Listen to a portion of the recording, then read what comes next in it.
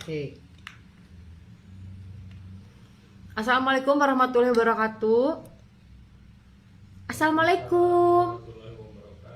Makasih ayah. Maaf ya tadi aku online-nya pakai handphonenya pagi ya. Takutnya nggak ada notif ke semuanya. Oke teman-teman, hari ini kita mau TM ya. Mohon maaf kemarin saya nggak sempat TM karena ada urusan di kantor. Jadi TM-nya hari ini. Dan saya di sini pengen bahas tentang bagaimana cara membayar hutang karena kebetulan teman-teman saya, mitra-mitra saya hari Senin kemarin tuh banyak berita baik ya. Ada yang bayar hutang, ada yang ngebeliin mertuanya handphone, ada yang beli emas LM 5 gram, terus ada yang lunas hutang ya. Yang lunas hutang ada Teh Mei, terus yang lunas hutang juga ada Bu Wulan ya. Terus yang ngebeliin handphonenya Bunda Helma. Terus Mbak Aisyah juga membeli emas senilai 5 gram. Wah, luar biasa ya. Alhamdulillah gitu ya. Kok bisa sih begitu? Nah, saya pengen bahas di sini sama teman-teman ya. Mudah-mudahan suaranya kenceng ya. Mudah-mudahan suaranya kenceng. Jadi, saya di sini mau baca. Tadi tuh ada komen-komen, ada bagus yang komen ya. Yang komen tuh tadi tuh ada siapa ya? Nah, ini nih, bagus nih.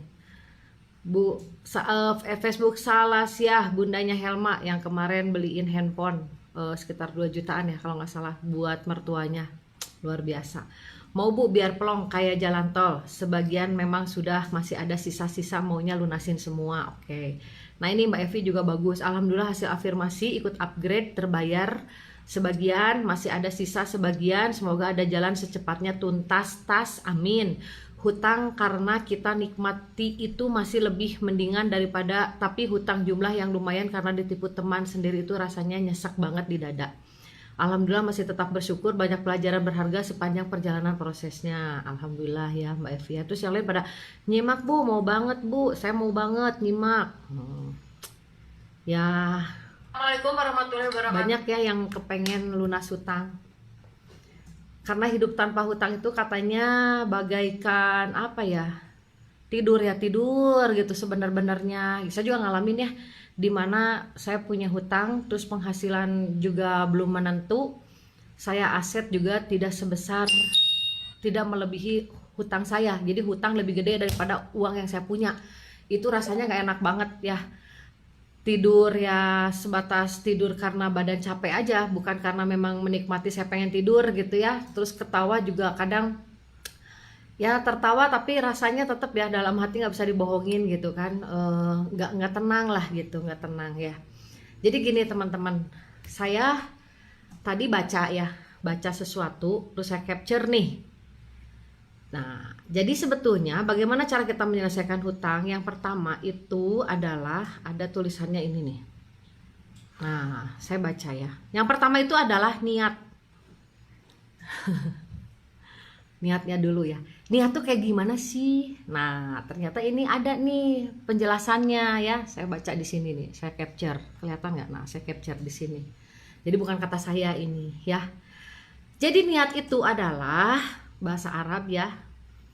Keinginan dalam hati untuk melakukan suatu tindakan yang ditujukan hanya kepada Allah. Nah, jadi balik lagi ke niat gitu. Niatnya contoh ya, kan orang berhutang itu ada yang memang dari gaya hidup yang mungkin sempat keliru ya, atau karena masalah orang lain tiba-tiba kita jadi punya hutang ya. Jadi orang yang bertingkah, kita yang akhirnya harus membayar hutang. Jadi macam-macam ya. Terus ada juga yang memang karena kesalahan diri sendiri gitu. Misalnya kita ceroboh atau misalnya kita apapun itulah, pokoknya hutang itu bukan hanya sebatas uang yang pernah kita pakai, tapi mungkin kadang-kadang uang yang bukan kita pakai tapi akhirnya kita jadi berhutang. Tapi yang jadi masalah menurut saya, apapun alasannya terjadinya hutang gitu kan, yang penting namanya udah jadi hutang gitu kan. Nah, yang pertama itu Bu, gimana sih caranya nyelesain hutang? Banyak, jujur ya, mitra saya banyak yang konsultasi ke saya seperti itu, tapi tidak banyak yang bisa menyelesaikan hutang benar-benar. Kenapa? Karena ternyata balik lagi ke niat. Contoh nih, kayak kemarin Bu Bulan ya, hari kemarin tuh lunas hutang ke mertuanya, padahal mertuanya tidak meminta untuk dikembalikan. Ya, jadi istilahnya mah ya udahlah gitu, nggak apa-apa, namanya ke anak mungkin begitu ya. Tapi Bu Bulan waktu konsultasi ke saya tetap merasa bahwa itu adalah hutang yang harus dibayar walaupun itu dari mertuanya. Itu bagus banget ya, jarang banget gitu orang kayak gitu. Malah orang mah jangankan begitu ya, malah ya gimana caranya ngutang terus tapinya cap lunas gitu ya. Makanya ngutangnya memilih kepada keluarga tuh justru tujuannya supaya nggak bayar. Tapi justru Bu Wulan ini berniat membayar. Tapi gini, saya pengen cerita dulu sebentar tentang Bu Wulan ya. Jadi waktu sebelumnya Bu Wulan itu bisnisnya itu cenderung menurun ya.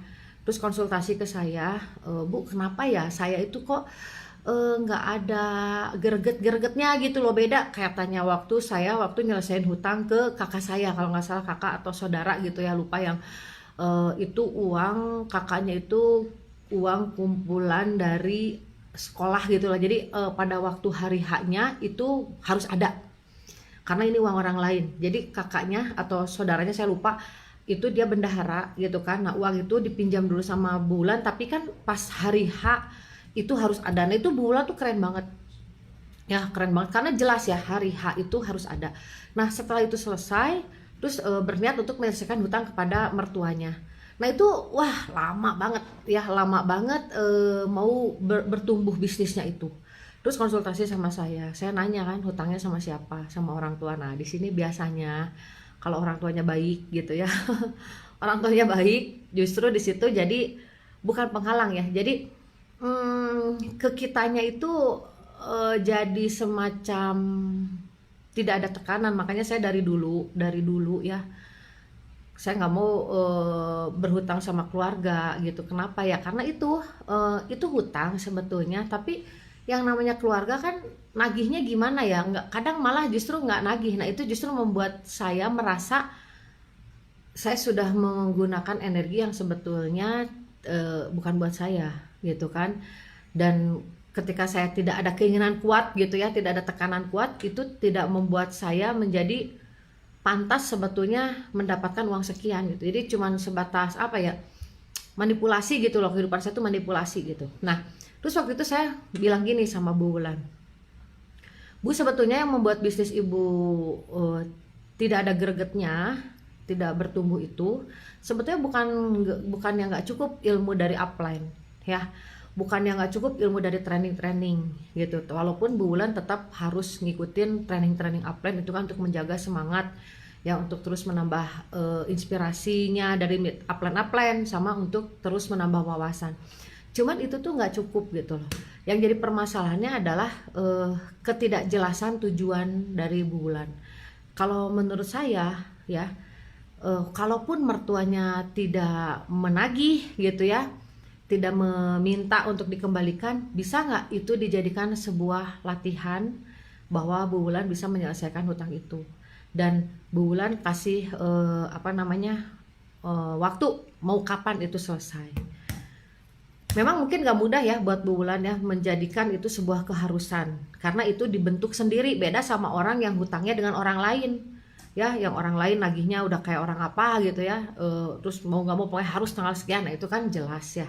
Sebetulnya orang-orang yang seperti itu ya, yang selama ini mungkin kita anggap gila jahat banget tuh orangnya, sampai gak ngelihat apa kondisi aku kayak gimana, dia gak mau tahu pokoknya tahun sekian bulan sekian itu harus lunas. Sebetulnya itu tuh sudah kalau kita berpikir positif ya, sebetulnya orang itu tuh sudah membantu Anda mempunyai tujuan yang jelas sebetulnya. Cuman kadang kitanya nggak bisa berpikir positif sama kondisi seperti itu, karena biasanya orang yang seperti itu tuh kan galak gitu ya, atau terkesan tidak punya hati ya, terkesan kayak nggak mau tahu. Padahal kalau menurut saya, kalau teman-teman udah pernah melewati itu, suatu hari itu teman-teman akan berterima kasih. Kenapa? Karena dia sebetulnya membantu Anda punya tujuan yang jelas. Nah, kebayangkan kalau kita nggak punya tujuan yang jelas, cok aja kita berkaca ke belakang ketika kita tidak punya tujuan yang jelas. mau ngapain, mau usaha apa juga segala macam juga ya, karena memang tidak ada tujuan yang jelas, tidak ada greget gitu kan. Nah jadi saya waktu itu ngobrol ke Bu Wulan, gimana kalau misalnya melunasi hutang ini niatnya adalah karena ini uang sudah pernah saya pakai ya, kan istilahnya itu kan Allah ngasih gitu ya sama Bu Wulan, tapi kan tetap hitungannya adalah hutang. Jadi anggaplah itu niatnya ya untuk membayar hutang kepada mertua yang memang tidak meminta, itu adalah niat karena Allah gitu loh. Diniatkan bukan karena orang tuanya nagih gitu, tapi memang saya harus membayar hutang. Jadi sebetulnya kalau saya simpulkan, Bu Wulan ini membayar hutang bukan karena mertuanya nagih ya, bukan karena apa, tapi karena berniat. Niatnya karena Allah. Merasa tidak tenang, merasa ada sesuatu yang mengganjal di diri saya. Nah, terus di sini saya juga membaca lagi. Jadi balik lagi ya teman-teman. Kalau punya hutang, pertama niat dulu. Dan jangan pernah berniat kita tuh seolah-olah bayar hutang itu adalah membayar ke orang itu, padahal saya ditipu, padahal saya jangan. Niatkan bahwa saya ini menyelesaikan hutang ya, karena memang saya harus mengeluarkan uang sekian gitu loh. Jadi gini, kan hutang itu ya, walaupun dari mana gitu bentuk hutang itu kan sebetulnya itu datangnya dari Allah ya. Nah kalau saya dulu berpikirnya ya, ketika saya ditipu orang ya, ketika saya harus membayar tanggung jawab orang lain, itu saya langsung introspeksi diri. Kalau saya introspeksi diri, coba saya lihat perjalanan hidup saya ke belakang. Apakah saya pernah menyia-nyiakan uang? Apakah saya pernah tidak menghargai hasil kerja keras orang lain? Ya, apakah saya pernah menggunakan uang tidak pada tempatnya? Gitu. Nah, saya introspeksi diri ya, saya merasa iya benar, saya menghambur-hamburkan uang orang tua ya. Terus saya juga tidak menghargai kerja keras orang tua saya. Jadi uang yang saya dapatkan itu ya saya pakai foya-foya gitu ya, pakai, memang sih ada beberapa ngebantuin temen atau apa, tapi banyaknya itu buat senang-senang lah gitu, yang sebetulnya tidak seperti itu. Kadang saya tuh pernah ya dulu tuh dipercaya sama orang tua saya, sebulan sekali itu saya harus kirim uang ke nenek saya pakai wesel. Kalau zaman dulu tuh pakai wesel ya. Sebetulnya uang dari orang tua saya nggak kurang, saya waktu itu kan nggak tahu ya kenapa gitu, karena saya tuh waktu itu tanggung gitu ya, malas ke pos gitu ya, malas ke wesel, terus akhirnya uang itu kepake gitu. Nah udah kepake teh, aku tuh nggak ngomong ke orang tua, karena mungkin kalau ngomong dikasih lagi gitu ya, aku nggak ngomong ke orang tua, nggak apa, pokoknya bulan-bulan berikutnya tuh aku tuh jadi keenakan gitu loh, jadi keenakan setiap dikasih uang buat ngirim ke nenek aku pakai ya. Aduh astagfirullahaladzim, jahat banget kan itu, padahal waktu SMP loh kejadiannya ya. Terus akhirnya ketahuannya tuh nenek aku minta uang sama mama. Kata mama, loh kok kenapa minta uang, kan biasa bulanan dapat. Kata nenek aku, nggak dapet. Nah jadi aja aku ngaku.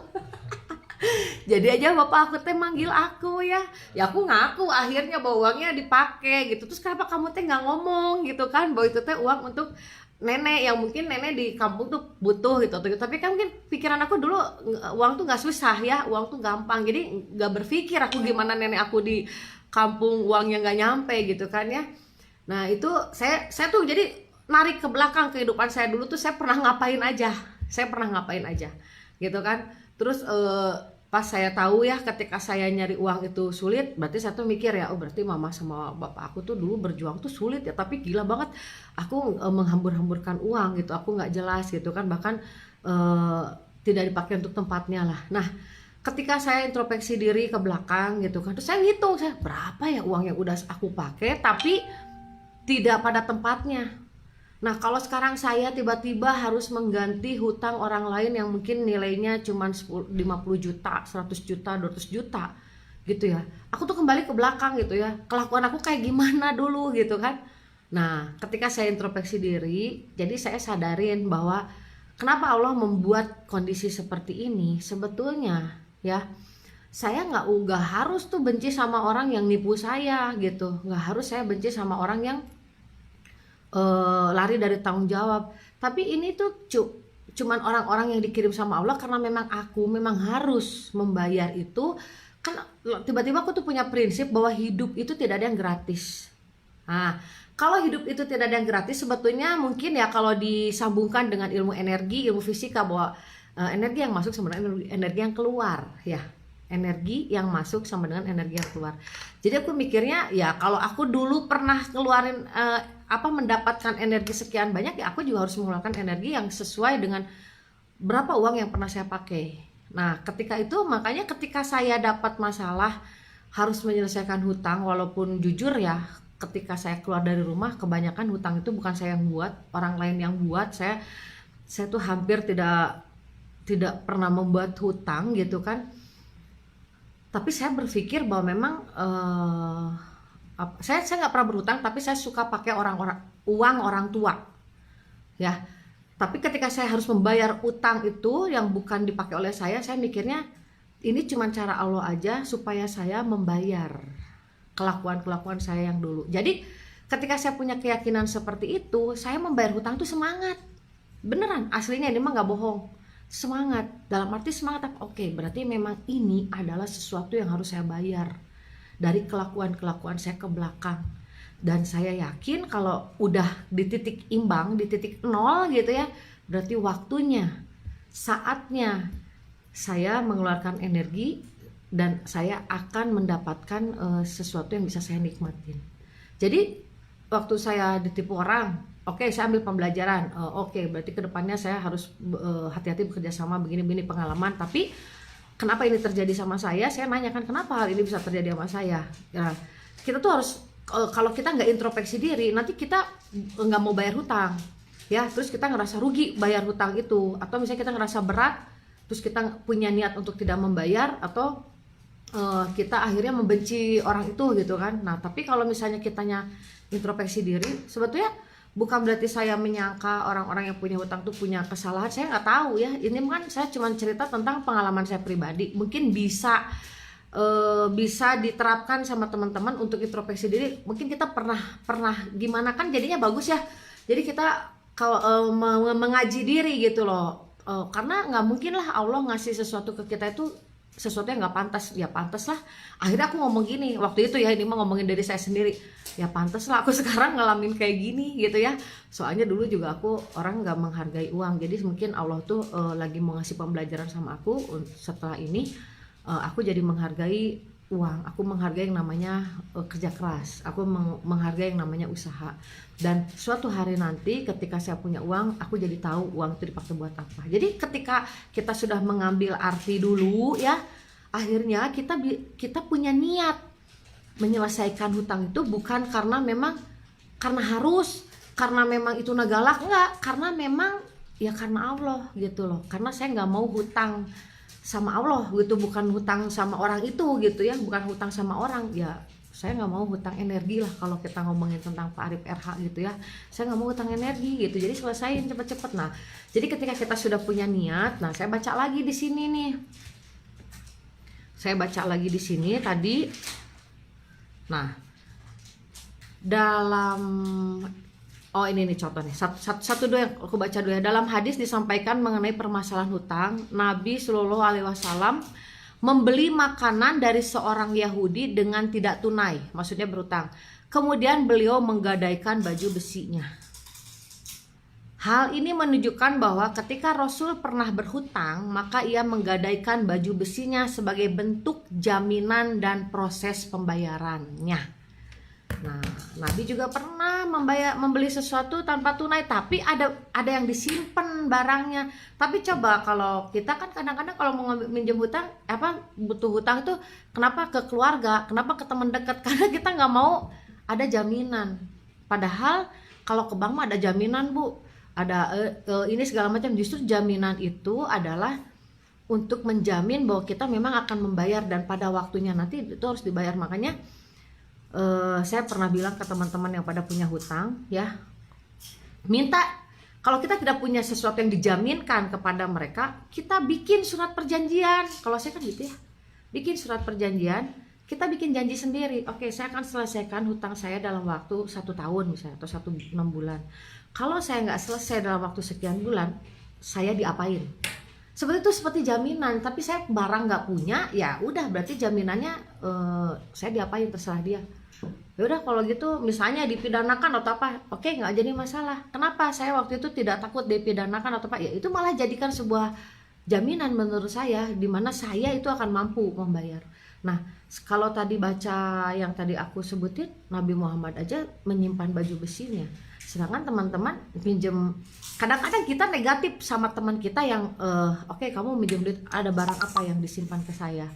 Kadang-kadang kita kan negatif, ini gitu banget, percaya apa enggak. Tapi dalam kenyataannya ya, kalau yang nagih hutang yang enggak galak banget gitu ya, yang nagih hutang yang enggak berani, banyaknya hutang tuh lunas. Padahal lunas itu belum tentu lunas kalau orangnya enggak ikhlas. Ya, kecuali kan orangnya ikhlas. Nah, kalau orangnya enggak ikhlas, cuman capek nagih, siapa yang rugi? Kan yang rugi kita yang hutang. Ya, yang rugi kita. Kenapa kita yang rugi? Nah, di sini juga ada tulisannya nih. Semua dosa orang yang mati syahid akan diampuni kecuali hutang. Jadi sebetulnya yang rugi itu bukan yang menghutangkan nggak dibayar, tapi justru yang hutang nggak ditagih-tagih lagi karena orangnya capek nagih. Makanya saya suka bilang ke teman-teman saya, kalau kamu ngutangin ke orang lain, kamu harus ikhlasin. Kasihan orang yang ngutangnya, karena itu tuh nggak diampunin. Kalau saya justru jangan gini, oh orang nggak akan ikhlas, kasihan. Justru kalau kita ya, kalau aku mikirnya kasihan. Kayak kemarin ada mitra saya konsultasi juga ke saya, Bu gimana nih, mitra saya punya utang, saya udah capek banget nagih, saya udah capek nagih gitu ya, sisa kalau nggak salah sisa 2,5 juta atau berapa. Saya bilang sama dia, Pak, ikhlasin, tapi ngomong sama dianya bahwa saya ikhlas, dan bilang ikhlasnya tuh benar-benar ikhlas. Pertama ya, kalau kita mengikhlaskan, kita udah ngebantu orang itu. Ya, kalau kita udah ngebantu, mempermudah dia, ya insya Allah lah kita juga mungkin urusan kita di depan dipermudah. Terus yang kedua, ketika kita mengikhlaskan, pengen minum dulu. Kalau apa namanya? Kenapa ya, gatal lah ya. Kalau kita mengikhlaskan, saya ngomong gini ke teman saya, coba kamu tagih 1 kali lagi, karena kalau aku pribadi kalau nagih utang tuh cukup 2 kali. Kalau aku cukup 2 kali, sekali nggak bayar, 2 kali nggak bayar, yang ketiganya aku pasti ikhlasin. Sebentar ya, minum dulu.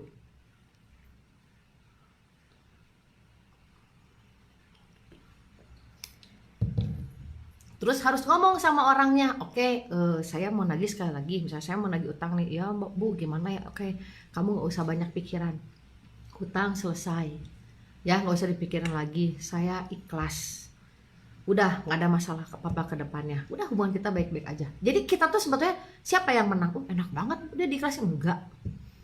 Ya, yang paling banyak untungnya adalah orang yang mengikhlaskan. Menurut saya ya, pertama kita ngebantu dia karena dosa yang nggak bisa diampuni itu hutangnya gitu kan. Terus walaupun dia mati syahid tetap dosa hutang itu nggak bisa dihapusin. Terus udah gitu, ketika kita ikhlas, saya nanya sama teman saya, coba deh kalau kamu udah ngikhlasin, nanti ngobrol lagi sama saya, rasanya gimana?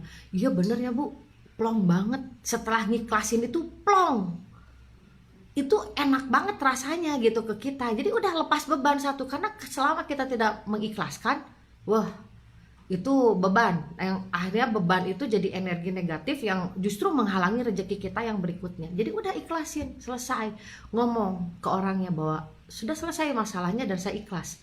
Justru sekarang, dimulai dari sekarang kita saling doain kamu keuangannya membaik, dan kamu juga doain saya juga sama membaik keuangannya ke sana ke depannya. Jadi udah saling begitu, jangan kita nggak nagih karena memang kitanya udah capek nagih gitu ya, terus akhirnya hubungan jadi kurang baik gitu kan. Nah itu jangan seperti itu. Nah ini buat yang ngutangin ya. Terus yang hutang juga ingat nih, wah enak orang itu mah udah nggak nagih-nagih lagi, belum ikhlas nggak nih orangnya. Kalau dia udah malas ribut, aduh males lah ngomong sama dia mah, capek wungkul ya kan, bayar enggak, udahlah biarin aja lah, udahlah terserah lah.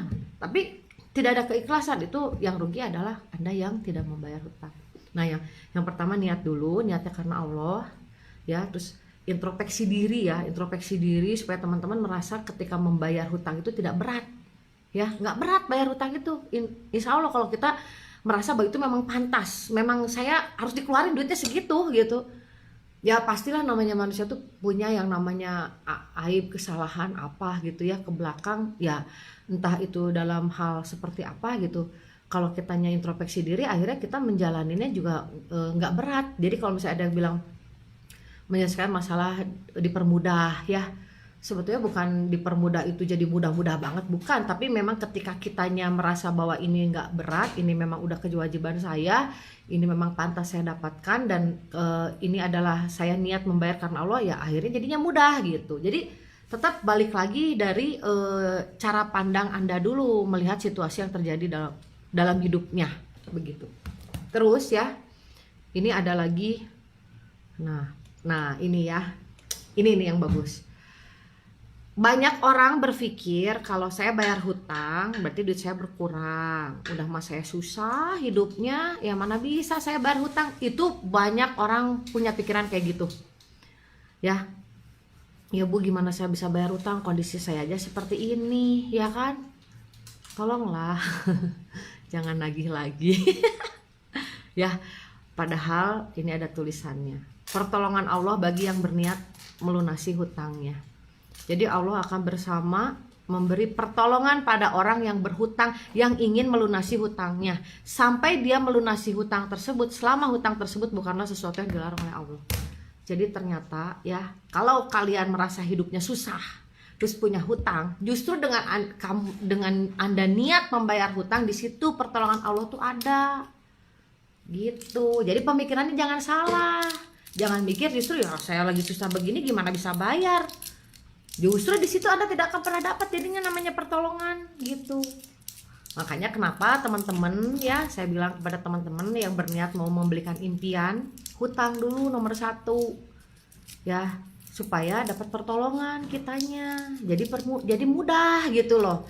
Jadi walaupun berat beresin hutang itu, kalau kitanya merasa ikhlas gitu ya, merasa bahwa ini adalah sebuah tanggung jawab, ya nggak berat jadinya. Kita juga kerja keras, mungkin tidur sehari cuma 2 jam 3 jam, ya biasa aja, happy aja, sehat-sehat aja kitanya. Jadi yang berat itu yang nggak niat gitu ya, terus itunya galak banget gitu ya, terus kita juga bayarnya tuh aduh gimana gitu loh, pokoknya dengan tidak hati yang ikhlas, akhirnya seolah-olah nyari duit itu kayak berat, padahal mah enggak. Kalau misalnya kita berpikir bahwa oh ini sebagai saya bayar hutang energi, kelakuan saya dulu gimana, introspeksi diri, dan ini pantas saya dapatkan. Kalaupun saya dulunya bersih, misalnya zaman dulunya bersih, kenapa itu terjadi hutang, saya ditipu sama teman dia, introspeksi diri lah sama saya, berarti next kedepannya saya tidak bekerja sama lagi dengan teman yang model seperti itu. Saya dapat pembelajaran, berarti kan kuliah mahal namanya kuliah itu gitu kan.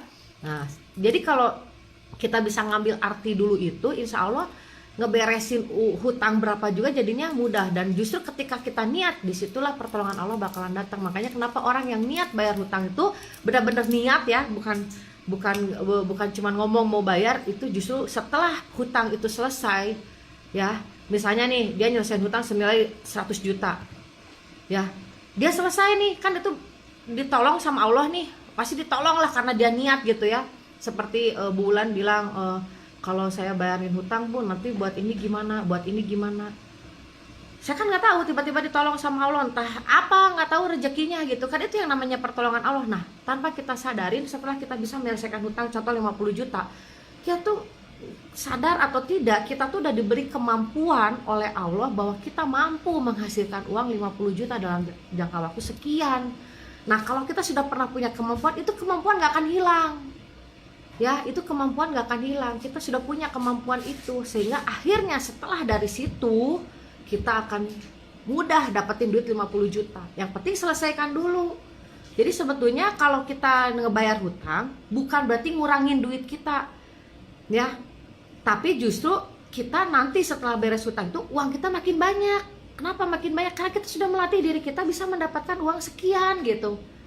Kalau udah ngerasa, oh duit 50 juta saya pernah berhasil dalam jangka waktu 10 bulan misalnya ya, dalam waktu 1 tahun, berarti kedepannya 50 juta tuh kecil buat kita. Bisa, udah tahu saya caranya. Apalagi teman-teman nyari duitnya di MLM, wah jangan salah, teman-teman nyari duit di MLM nih, gimana caranya saya selesai 50 juta dalam 1 tahun. Anda kan bakal sponsorisasi banyak, bantu mitranya banyak, percaya nggak, beres 1 tahun hutang itu, jaringan Anda juga bakal bertumbuh.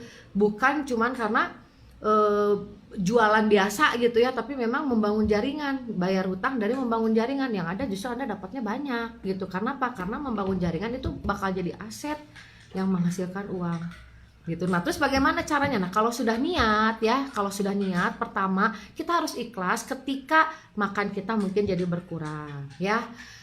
pakaian kita jadi nggak beli nih lebaran setahun ini 2 tahun ini kayaknya saya nggak mungkin beli baju, ikhlas dulu nih ya Bu. Kalau saya sendiri mah nggak apa-apa Bu, anak saya gimana, saya kan punya anak, saya harus ngomong apa sama, ngomong apa adanya tuh ya, ngomong aja sama anaknya, nah mama punya utang, mama pengen selesai ini, dan mama yakin nih udah beres utang ini nanti kita bisa beli ini, kamu sabar ya sampai mungkin lebaran ini kita nggak beli baju dulu gitu kan, mama minta maaf gimana ya, ngomong aja gitu, jangan berarti alasan ya, jadi alasan anak atau gimana gitu kan. Bahkan untuk makan anak pun kita tuh sebetulnya kadang suka gini, ya Bu kalau saya bayarin hutang gimana makan anak saya, memang yang ngasih makan anak kamu? Bukan, tahu nggak, yang ngasih makan tuh Allah sebenarnya.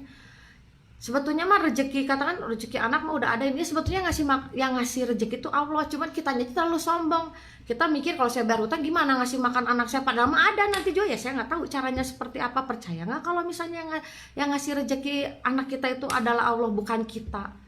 Kalau kita percaya itu ya nggak usah takut, jangan jadikan suatu alasan gitu kan ya.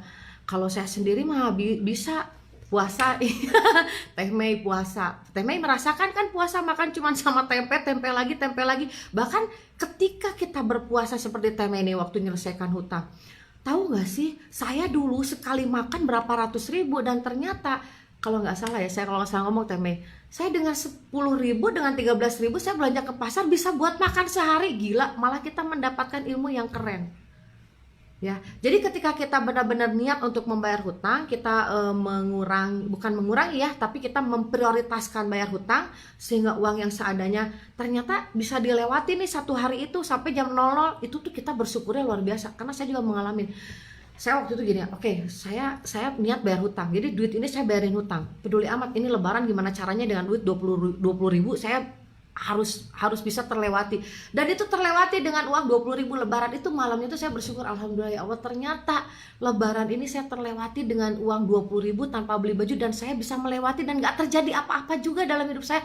Alhamdulillah ya Allah, aku gak bikin hutang lagi, aku gak ngapa-ngapain lagi, dan hari ini terlewati dengan uang 20.000, alhamdulillah. Sedangkan uang 20.000 tahun-tahun dulu sama aku dianggapnya apa? Ya Allah, alhamdulillah, berarti ini cara Allah untuk aku mensyukuri uang 20.000. Dulu tuh begitu, Teh Mei pasti ngerasain belanja ke pasar 15.000 dapat lauk ya, dapat apa, sampai bingung sendiri kan. Aku juga bingung, ternyata dengan 15.000 bisa makan ini.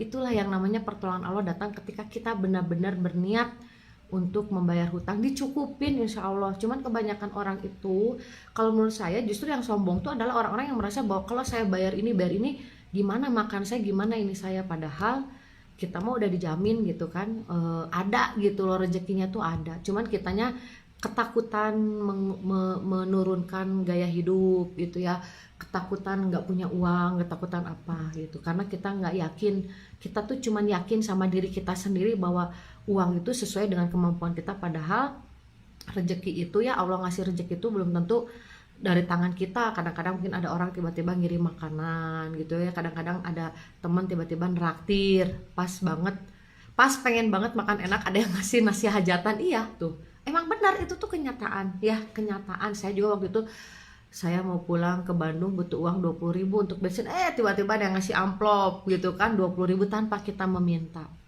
meminta. Jadi sebetulnya Allah tuh tahu, tanpa kita ngomong, tanpa kita minta juga sebetulnya Allah tuh tahu gitu. Yang penting kita niatnya seperti apa, dan kita punya keyakinan bahwa pasti Allah tolongin. Toh saya niatnya ini untuk membayar hutang, dan saya mau ngasih makan buat anak saya, masa iya sih Allah nggak ngasih? Nggak mungkin, pasti Allah kasih. Udah jalanin hidup apa ada. Dan ternyata Teh Mei, alhamdulillah ya, Teh Mei puasa berapa tahun ternyata terlewatin biasa-biasa aja kan Teh Mei. Kalau kita nggak dapat pembelajaran hutang itu, pasti Teh Mei juga berpikir, gila, berarti saya tuh kemarin bisa hidup yang biasanya, contoh misalnya biasanya 1 bulan itu saya harus menghabiskan uang 5 juta, kemarin saya dengan 2 juta bisa, berarti next ke depannya Teh Mei juga akan, ya nggak usah dengan 5 juta lah, dengan 3 juta akhirnya. Tapi dengan kehidupan cuma naik 3 juta, yang tadinya 5 juta karena pernah membayar hutang jadi 2 juta, dan 2 juta juga ternyata sehat-sehat aja, oke lah, berarti sekarang saya kehidupannya jadinya 3 juta. Nah tadinya 5 juta kan awalnya jadi 3 juta, tapi kemampuannya Teh Mei sudah di titik mana? Nah contoh sekarang Teh Mei waktu pertama kali punya hutang itu komisi per bulan berapa, dan sekarang setelah selesai bayar hutangnya ternyata Teh Mei itu LC qualified. Bayangin udah RC qualified berarti income-nya itu di atas 10 juta sebulan. Di atas 10 juta, 10 sampai misalnya 10 antara 10 sampai 20 juta. Percaya nggak, ketika kita nyelesain hutang, kemampuan kita juga naik. Jadi dipantasin punya uang 20 juta sebulan. Dan kita sudah pernah tahu bahwa gaya hidup itu tidak perlu terlalu keren-keren banget juga kita bisa hidup. Bahkan uangnya bisa kita sisihkan untuk membeli impian-impian yang lainnya. Jadi sebetulnya untungnya banyak ketika kita benar-benar berniat untuk membayar hutang. Nah, caranya gimana, Bu? Kalau sudah niat, sudah ikhlas ya, ada sesuatu yang harus dikurangin, misalnya gaya hidup kita dikurangin ya, terus kita mengolah perasaan dengan tidak takut menghadapi hari besok, yakin bahwa memang Allah pasti ngasih rezeki. Jadi yang dirubah tuh banyak gitu loh, bukan cuma kehidupan tapi mindset kita, keyakinan kita jadinya berubah. Nah, kalau udah gitu baru kita punya komitmen ya, membayarnya itu seperti apa. Apakah dapat komisi, setiap dapat komisi langsung dibayarin ke orang yang ngutangin, dapat komisi ditabungin di upline ya, atau dapat komisi ditabungin sendiri, tapi Anda tidak boleh melanggar ya, memakai uang itu. Kenapa? Ingat, balik lagi ke tadi, niat itu karena Allah. Ketika kita niat pasti pertolongan Allah tuh ada. Jadi yang namanya niat tuh nggak mungkin tuh saya mau bayar hutang misalnya 10 juta nih, udah ada 6 juta, aduh 6 juta pakai dulu ini, itu berarti namanya belum niat. Itu belum niat. Jadi ya lupakanlah pertolongannya gitu, nggak mungkin menurut saya. Karena yang namanya niat itu ya seperti niat itu bukan cuma ngomong tapi dengan sikap gitu. Justru kalau misalnya kita udah tabungan 6 juta, hutang 10 juta, aduh Bu, hutangnya 10 juta nih, ini udah 6 juta, saya butuh ini. Justru ketika Anda punya komitmen untuk tidak mengganggu niat itu, justru kekurangan Anda saat itu apa, itu akan ada pertolongan, akan selesai masalahnya tanpa harus mengganggu hutang itu. Nah, makanya karena memang manusia itu justru kelemahannya itu adalah di konsistensi dan keyakinan ya, kayak keberanian menghadapi masa depan. Jadi maksudnya gini, kan kita percaya kepada sesuatu yang tidak terlihat sama kita ya. Allah nggak kelihatan sama kita, nggak kelihatan ngasih duitnya gitu langsung gitu ya. Terus nggak kelihatan Allah tuh sekarang tuh lagi ada, terus besok dia ngomong bisa tenang, kamu besok saya kasih duit, itu kan nggak kelihatan ya. Tapi kita tuh sebentar, aduh kira biasanya kalau udah adan itu ini ya kecil ya suaranya, enggak ya. Nah itu kan kayak imajinasi ya. Saya nggak ngeberhentiin adannya gimana? Oh, udah. Itu tuh kan kayak mengimajinasikan bahwa Allah tuh ada, Allah tuh melihat, dan Allah tuh Maha Pengasih, Maha Penyayang, dan Allah tuh akan menolong saya ketika saya niat untuk membayar hutang. Dan saya tuh bekerja keras, saya nggak usah takut, Allah tuh ngelihat. Nah, itu kan imajinasi ya, itu imajinasi gitu, yang tidak terlihat, meyakini sesuatu yang tidak kita lihat. Nah, udah nyampe di situ nggak keyakinannya? Kalau udah nyampe situ, nggak akan pernah takut kita nggak punya uang, nggak akan pernah takut kita nggak makan.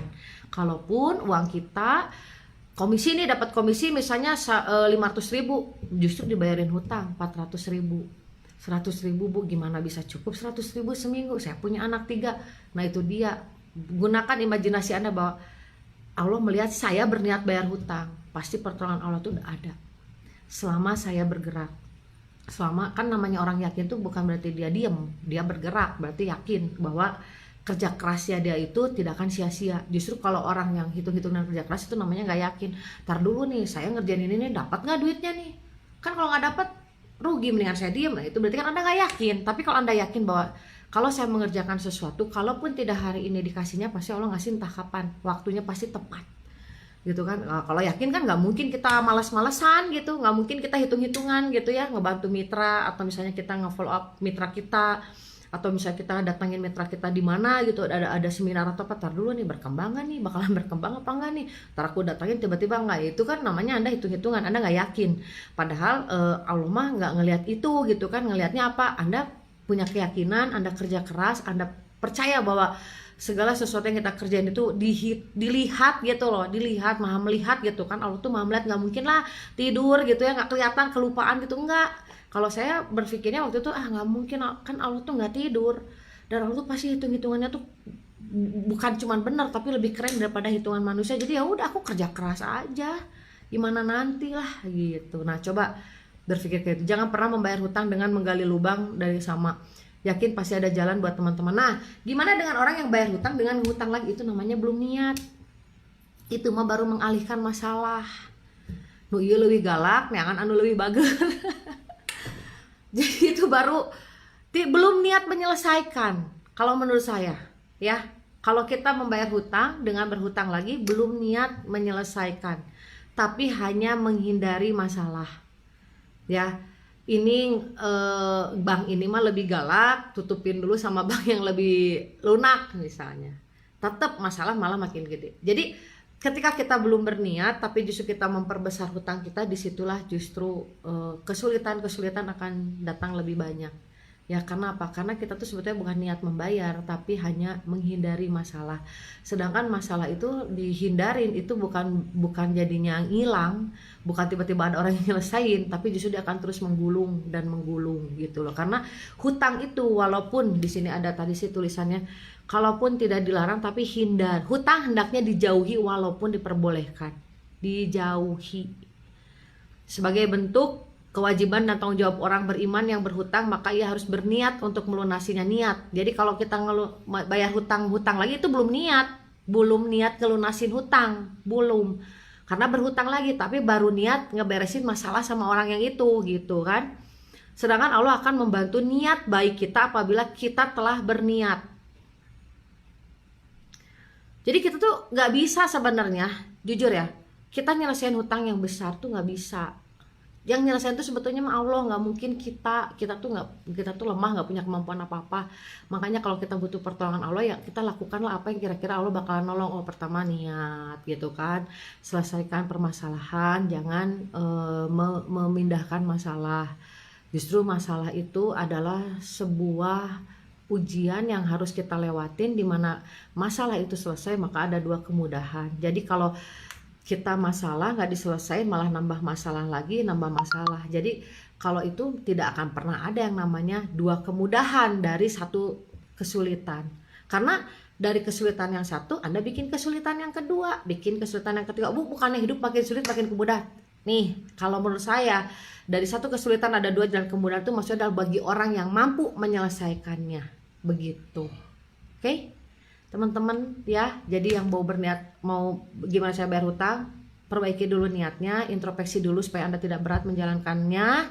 Mungkin Anda jadi kurang tidur, Anda mungkin jadi kurang makan. Kurang apa, bagus ya kalau untuk cewek gara-gara bayar hutang nih aku jadi makannya dikurangi, jadi diet malah ya, jadi kurus. Jadi banyak lah sebenarnya banyak untungnya. Malah kita dapat pembelajaran, oh ternyata hidup berhemat itu bisa ya. Nggak apa-apa juga ya aku nggak beli pakai baju mahal, aku nggak setiap tahun ganti baju, nggak ganti tas, ternyata nggak apa-apa ya. Yang kemarin ini kita berpikir orang ngelihatnya gimana, ternyata aku lewatin biasa. Jadi banyak lah, pokoknya keuntungannya banyak banget ya. Terus anak kita nih gimana punya anak kita jadi lebih dewasa, lebih mengerti. Kamu dengan aku justru gini ya, mikirnya gini, Bu, saya tuh pengen nangis loh, kenapa anak saya sekecil itu dapat menghadapi masalah segini berat. Justru saya bilang bersyukur, alhamdulillah ini anak gedenya bakalan jadi orang yang luar biasa. Anak sekecil ini aja dia sudah bisa menghadapi masalah ini dan bisa diberi pengertian oleh orang tuanya. Ibu percaya nggak? Ini beruntung ya. Misalnya contoh nih, saya mah nggak beruntung banget, anak saya mah ya umur sekian, ibunya lagi susah, lagi gini. Kalau kita sebagai orang tua bisa memberikan sebuah pengertian, bahkan mengajak untuk berpikir positif, untuk sama-sama berhemat, berdoakan, itu justru menurut aku itu anak hebat banget gitu kan. Dalam seusia segitu dia udah bisa mengolah perasaannya, tergantung dari orang tuanya ya, tergantung dari orang tuanya. Nah kalau orang tuanya bisa itu kan itu malah keren. Jadi jangan sedih gitu, jangan sedih pengen nangis saya mah anak-anak saya begini. Justru bersyukurlah anak ibu sekecil ini ya mendapati masalah seperti ini, dan ibu bisa membantu dia untuk mengambil arti. Bahkan kalau dia sampai akhirnya mengerti, Pak, wah luar biasa Bu, nanti udah gede dia luar biasa. Justru syukurin apapun itu, bersyukurlah gitu kan, bersyukur. Oke teman-teman, alhamdulillah enak hidup tanpa hutang, enak nyenyak tidurnya. Iya enak banget hidup tanpa hutang itu memang enak. Jadi sebetulnya bukannya suatu yang aneh gitu ya kalau hampir semua orang tuh punya hutang. Yaitu tadi ya, kebanyakan orang itu kan ngambilnya itu ngangkut ember ya, udah tahu ngangkut ember kerja itu banyak kurangnya, jadi wajar akhirnya banyak hutang. Nah makanya justru ketika kita dikasih hutang itu kita kan jadinya dipicu untuk nyari bisnis sampingan, jadi lebih kreatif. Jadi kita ambil arti positifnya. Oke, dengan saya diberikan masalah seperti ini berarti saya dituntut untuk berpikir lebih kreatif. Berarti gimana caranya dalam waktu 1 tahun saya bisa menghasilkan seperti ini. Kalau itu terlewati berarti saya pantas jadi orang yang berpenghasilan 20 juta sebulan seperti Teh Mei. Selamat ya Teh Mei ya. Lanjut lagi ke reward luar negerinya, oke? Dan Teh Wulan juga lanjut ke LC qualified-nya, oke? Oke teman-teman, segitu aja dulu dari saya TM-nya. Semoga TM kali ini bisa bermanfaat dan membuat teman-teman yang mungkin sekarang punya hutang lebih happy lagi menjalaninya, lebih berpikir positif lagi, dan lebih tidak takut lagi menghadapi masa depan. Dan tidak berpikir lagi uang kita itu akan habis, tidak bisa makan hanya karena bayar hutang. Justru ketika kita berniat bayar hutang, disitulah justru pertolongan Allah itu ada. Dan ketika kita bisa menyelesaikan kesulitan, disitulah akan ada 2 kemudahan. Oke, sekian dari saya. Selamat malam semuanya. Wassalamualaikum warahmatullahi wabarakatuh.